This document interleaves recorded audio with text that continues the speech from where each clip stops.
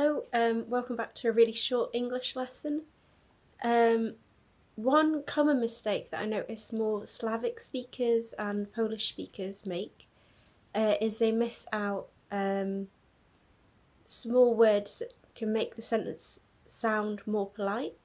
So, for instance, a manager asks someone to go and do something and they say, I do, which seems to make sense because they're going to go and do that task.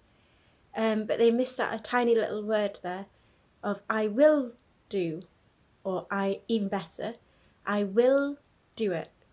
So these little words help make the sentence sound more polite, because I think quite a lot of language learners think that you can't show politeness within the language of English.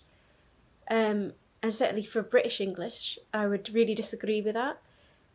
Because, and I think there's that assumption because there isn't a you or vous sort of to vous sort of distinction. So if we're using French as an example, there isn't like a polite you, or there has been, but it's actually been kind of lost. Maybe I'd do a video about how English has changed.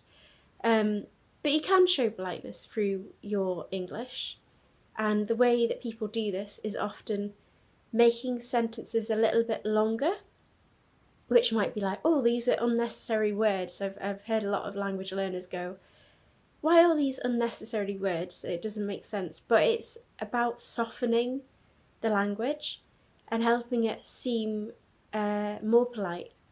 It might not actually be polite, but it's how you show politeness. So even just little words that are filler words, so and these can help soften it. Now the danger with softening it too much, and you might notice if you listen to English speakers, is people more in authority, or perhaps more men, don't necessarily use these filler words, and it can make you sound a little bit perhaps unconfident happen. But if you miss out little filler words, little filler sentences, you're going to sound really caught and short with people, and it's not going to sound good. It's going to sound like you haven't got time for them. And if you're the one who isn't the boss, how come you haven't got time for them?